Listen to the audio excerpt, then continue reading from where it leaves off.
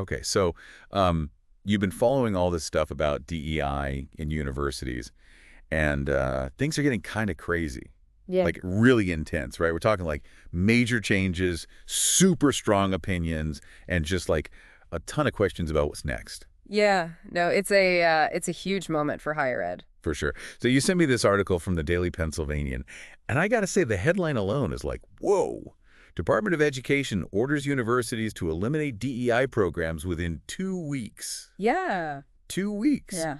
It seems kind of like aggressive, don't you think? It definitely gets your attention. To really get why it's such a big deal, though, we need to look back at what happened with the Supreme Court. Remember Students for Fair Admissions v. Harvard? Oh, right, yeah. That whole thing, striking down affirmative action in college admissions, well, this Dear Colleague letter from the Department of Education, it's basically saying that ruling, it applies to, like, way more than just admissions. So it's like they're saying, like, anytime race is a factor in anything at a university, that's now off limits. Pretty much, yeah. And they're not messing around with how they're saying it either. There's this quote from the letter, it really jumps out at you. Educational institutions may neither separate or segregate students based on race, nor distribute benefits or burdens based on race. It's like they're drawing a line in the sand, you know?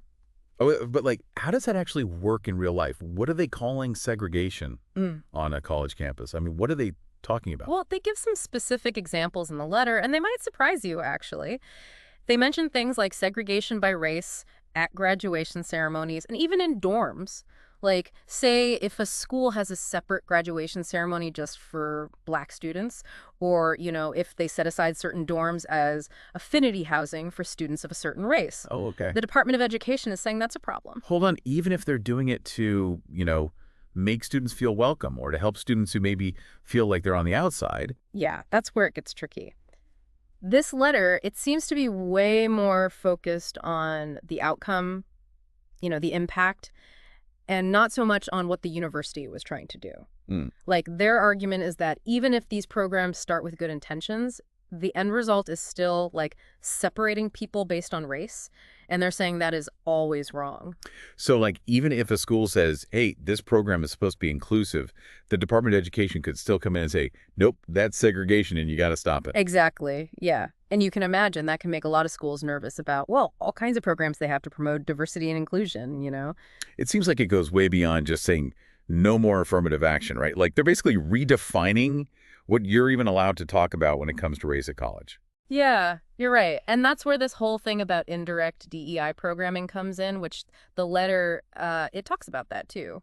It says that a lot of these, like, less obvious DEI efforts, they frequently preference certain racial groups and teach students that certain racial groups bear unique moral burdens that others do not. Okay, wait, so what does indirect even mean here? Like, give me an example. Sure, imagine a university has a workshop, right? About, like, microaggressions. Right. The Department of Education might say, hey, just by talking about microaggressions, which, often happen because of someone's race, you're implying that some racial groups are always the victims and others are always the ones doing the harm. And to them, that's like putting moral burdens on people based on their race, which they say is discrimination. So even saying that different racial groups might have different experiences or, I don't know, just see things differently, that could be breaking the rules. That seems to be their logic. And it's got a lot of people worried, like, what does this mean for academic freedom? Can you even have an open discussion on campus anymore? Yeah, it puts universities in a tough spot, right? Mm. They're being told to get rid of all these programs, but the rules are so vague. It's like, how do you even know what's okay and what's not? Exactly. And the stakes are super high, right? If they don't follow the rules, they could lose a ton of funding from the government. But if they just do whatever the letter says right away, they risk alienating students and faculty who really care about DEI. And like the article said, some schools aren't waiting around to see what happens. They're already making changes. Like University of Pennsylvania, they've started taking down DEI stuff from their website. It seems like a lot of places are just thinking, better safe than sorry, even though this letter's causing a ton of debate, and there are probably going to be lawsuits about it.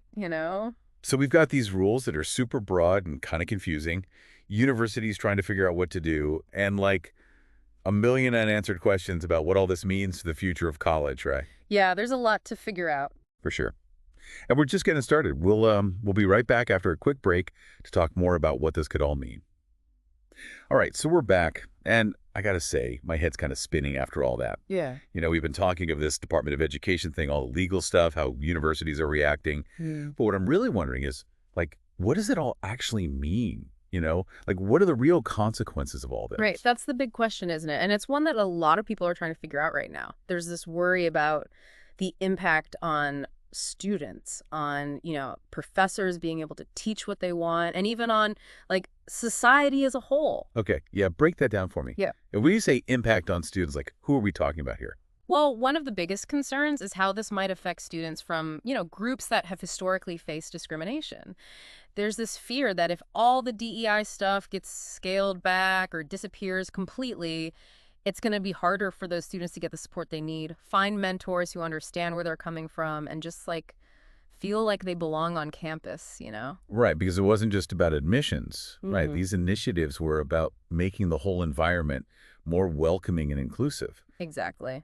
And some people are saying that without those supports, we could see fewer students from underrepresented backgrounds enrolling in college and even fewer graduating.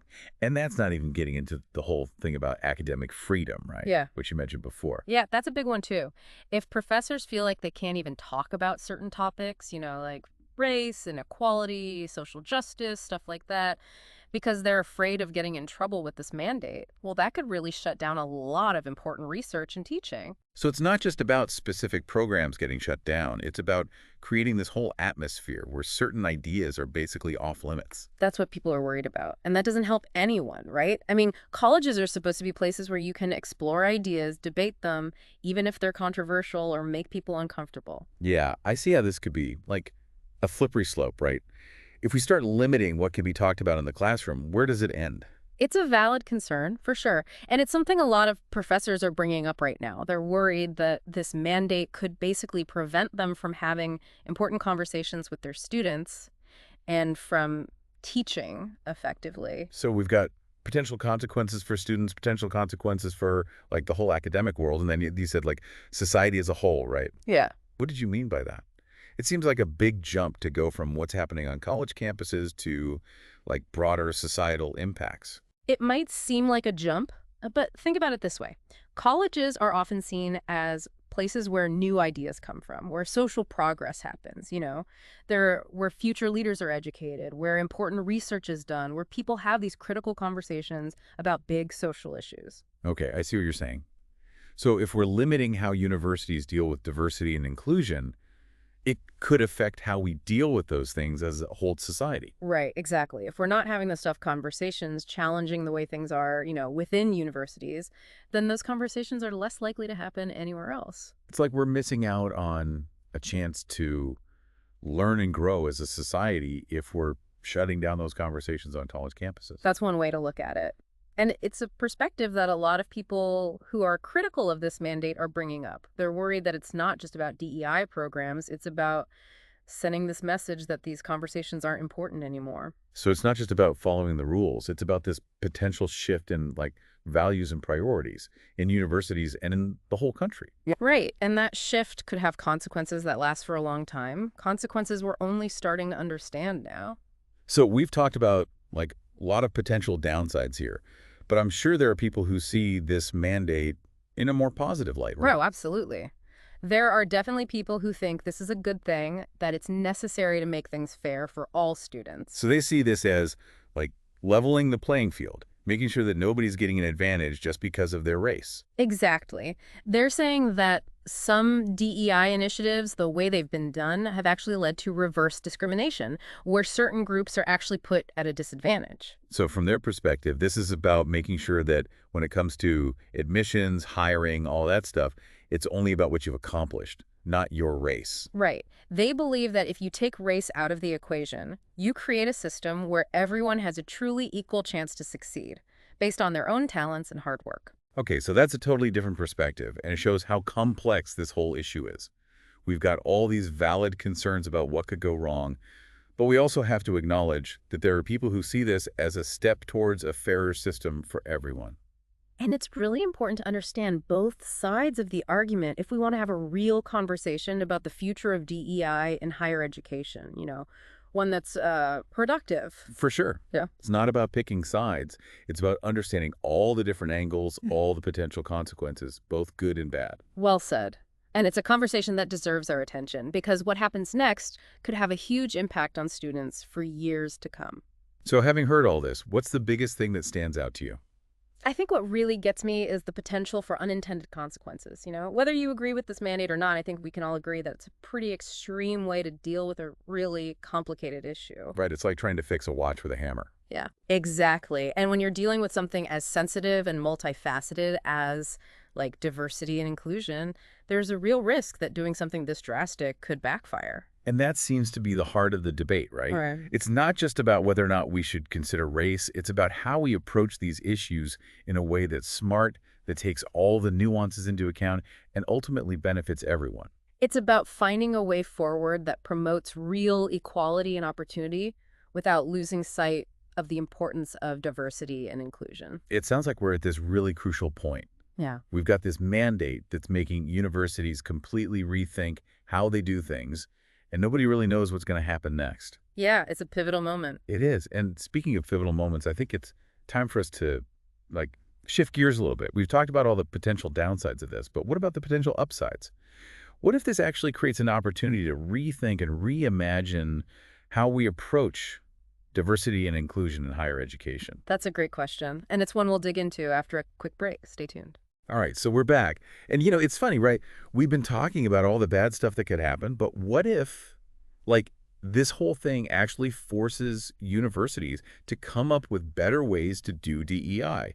Maybe this is a chance to start fresh, Yeah, I think that's a really good point. What if this is like a catalyst for innovation? If the old ways of doing DEI aren't allowed anymore, what new approaches will people come up with? What could the future of this whole thing look like? Right. Okay, so let's get creative here. Uh. If we can't do things the way we used to, what are some other ways universities could try to promote diversity and inclusion? Well, one thing that comes to mind is changing the curriculum itself. Mm. Instead of having all these separate programs or classes that focus on specific groups, what if we just built diverse perspectives into all the core classes that everyone has to take? So no matter what you're studying, you're going to be exposed to all these different voices and ideas. Right. It would be a pretty big change, but it could be really powerful. If it's done well, it could help students, understand the world better, learn to empathize with people who are different from them, and maybe even question some of their own assumptions. Okay, I like where this is going. It seems like it would be good for everybody, not just students from marginalized groups. Exactly. It's about making the whole learning environment more inclusive, a place where everyone feels seen and heard and valued, and where what you learn in class actually reflects the real world, with all its complexity. Okay, so curriculum reform, that's one idea. What else? What other creative solutions are people talking about? Another thing that's getting some attention is focusing more on socioeconomic diversity, instead of just race. What if universities started paying more attention to things like how much money a student's family makes, what kind of background they come from, and whether they had access to good schools growing up, stuff like that? Because it's not just race that puts people at a disadvantage, right? There are tons of students from low-income families, all different races, who have a really hard time succeeding. Exactly. And by trying to fix those broader inequalities, universities could create a more level playing field for everyone. And that feels like something that people who aren't so sure about DEI might be more open to, right? Yeah. It's less about identity politics and more about just addressing unfairness in the system. Yeah, that's a good point. And it might actually be more effective in the long run because it's getting at the root of the problem, not just the symptoms, This is making me think, what if we just totally changed how we decide who qualifies or whatever? Instead of just looking at grades and test scores, what if universities started considering things like leadership skills, community involvement even, how empathetic someone is? That's an interesting idea because those are all qualities that matter in the real world, right? Not just in school, but in life. Right. It seems like we get so caught up in these narrow definitions of success, but they don't tell the whole story. They really don't. And if we broadened our idea of what it means to be successful, we could create a way more inclusive and well-rounded approach to education, one that values all kinds of different skills and talents. Okay, so we've got some really cool possibilities here. Changing the curriculum, focusing on economic diversity, rethinking how we measure merit. But like, how realistic is all this? How do we actually make these changes happen? It seems pretty overwhelming, honestly. It's definitely a challenge, no doubt. But I don't think it's impossible. It requires universities to be willing to try new things, to think outside the box, to be open to different ideas. And to be brave, right? Like to Right. stand up for what they believe in, even if it means some people are going to push back. Absolutely. It takes courage to make real change, especially when you're talking about something as fundamental as education. But I think it's possible, and maybe, just maybe, all this upheaval will actually create the space for those kinds of bold, innovative changes to happen. You've given me a lot to think about. Seriously, I went from feeling kind of bummed out about all this to actually feeling like hopeful, you know? I think that's the most important thing to remember. Even when things are tough, there's always room for innovation, for progress, for hope.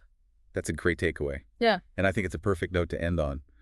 This whole situation with DEI and higher education, it's still a work in progress. There's a lot of uncertainty, a lot of debate, and a lot of strong feelings on all sides. But instead of just focusing on all the negative stuff, let's try to see the potential, the opportunity for positive change. Exactly. Let's use this as a chance to ask the hard questions, to challenge our assumptions, and to think creatively about how we can build a better, more inclusive future for higher education. Well, this deep dive has been quite a ride.